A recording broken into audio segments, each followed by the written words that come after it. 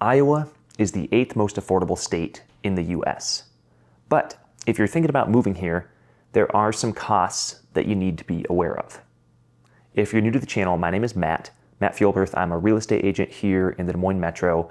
I specialize in helping people relocate to Des Moines, to central Iowa.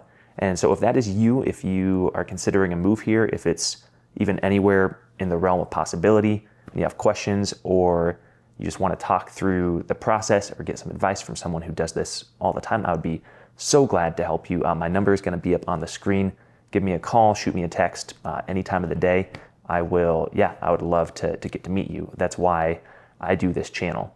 So today I'm going to be talking about the unexpected costs of living in Iowa, specifically at the Des Moines Metro. When I was planning this video, YouTube started doing this new thing where it was like, hey Matt, you should make a video about the unexpected costs of living in Des Moines. And I thought, oh, that's pretty cool. That sounds like something people should know. And it's AI generated, of course, so I was looking through it. There is something you do need to be aware of if you're moving here. This is my caution with anything AI generated, including ChatGPT. It seems like it didn't get, like it had like 5 bullet points. 4 of them were not really that accurate. One of them was. I'll talk about that here in a moment. But it listed off all these things that was like, oh, these are higher costs in Iowa than they are in other states, and they're really not. I mean, so we'll talk about, just so I don't keep you waiting, I mean, I'd love for you to stick around and watch the video and learn about these things and how they could affect you if you're moving to Iowa. But the first one, the one that it did actually get right, is property taxes. So Iowa is, we're the 8th most affordable state for cost of living. Our median home price here is right around like $200,000. That's much lower than other metros in the Midwest. Or not much, it's lower than other metros in the Midwest, and it's much lower than other metros throughout the country, places like Dallas, like Nashville, different cities in Arizona. I had someone call me from Arizona a couple days ago, said their median home price there was like $400,000. So housing is very affordable here. That said, we do have the 10th highest property tax rates in the country. Now, again, property tax rates are based on your home value. So given the fact that our home values are so low, the median property tax rate here is going to be lower than in Dallas and Phoenix or wherever in those bigger cities. But compared to the cost of the home, we are the 10th highest in the country. So what does that look like? Well, if you were to own a home that was in the 300,000s here, really anywhere in the Des Moines Metro, this is going to vary based on your school district, your neighborhood, your city, and your county. Not every single house, but it gets very niche. Your specific property tax rates, your levy rate is what we call those. So your levy rate's going to vary based on where you live within the Des Moines Metro, but on a $300,000 house, you're going to be looking at property taxes every year between $5,000 and $6,500. So when you are looking at houses, make sure you have a real estate agent who is talking to you about those things and getting you in touch with a loan officer who can run monthly payments for you based on the specific property taxes that that house is going to have. One word of caution with this: we have a lot of new construction going up around here. Our property taxes are paid in arrears in Iowa. So the first year that a new construction home is built, it's still just assessed at its land value. So if you are looking at a home that's brand new, is built in 2025, and you see property taxes are $15, they're not going to stay at $15. There's a few places, Norwalk, like the northeast side of Des Moines, that have some tax abatements, but even still, those are going to jump up drastically once it gets assessed at its full completion, its completed home value. So just a word of caution there.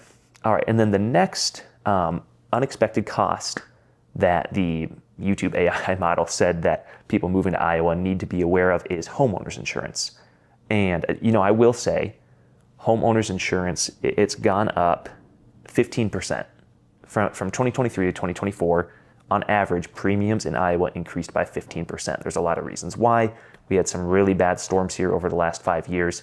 Home insurance companies kind of took a bath because there were tons of claims filed. So now they are playing catch up. They're increasing premiums for homeowners. My previous provider tried to increase my rates by, it was like 25%. I had some clients tell me that their provider tried to increase their rates by 30 to 40%, which is just insane. Now, it may be delaying reality, but if that happens to you, you're living in Iowa, just a piece of advice, you should shop around. I always have home insurance providers that I trust. And if you're just watching this video and you live here and you're like, oh yeah, I might need to consider looking for some new, more affordable home insurance rates that still offer the same coverage, give me a call. I'd love to get you in touch with them. Compared to other states though, we are like right in the middle when it comes to homeowners insurance. So we are just like right at the national average for premiums compared to the price of home that you own. States like Florida, those are going to be much higher because they have hurricanes and stuff like that. But then states like Ohio and Wisconsin, their insurance premiums are lower. One other note on home insurance is floods do happen here in Iowa. Not very often, but there's places that are in floodplains and there okay, I need flood insurance. But we did have a situation just this past year in Spencer, Iowa. It's a small town, northwest Iowa, not a floodplain, and they just got tons and tons of rain. Water didn't have anywhere to go. It flooded a ton of basements that did not have flood insurance. And so then those people were left covering that cost on their own. They got some assistance from FEMA, but it really wasn't much. So if you are concerned about that, personally, I live in Urbandale. I don't have flood insurance. I'm not worried about it in the slightest. Most people in the Des Moines Metro do not. But if you're concerned about that, talk to your insurance agent, talk to your real estate agent. Okay, and then utility costs were another thing that the YouTube AI said that people need to be aware of when moving to Iowa.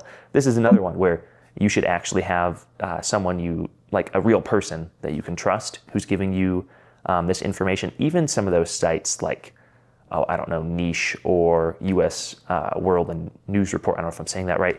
Those are just very broad generalizations and are often pretty inaccurate. When it comes to utility costs, per some of those websites, it says our rates for gas and electric are lower than the national average.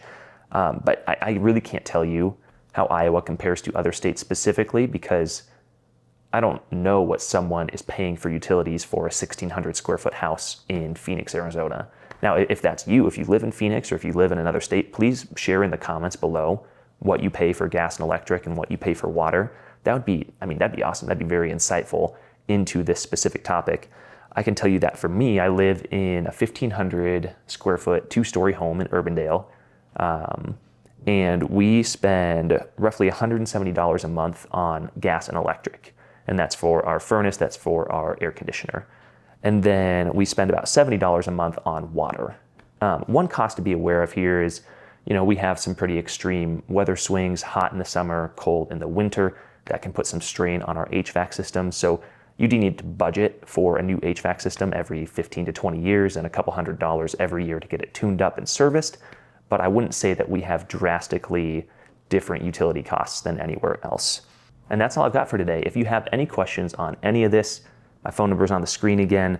Don't hesitate to reach out. Again, that's the reason I make these videos, because I would love to hear from people like you who are considering a move to Des Moines. If there's anything I can do to assist you with that move, let me know. I have lots of other videos like this on my YouTube channel. I'll see you on the next one.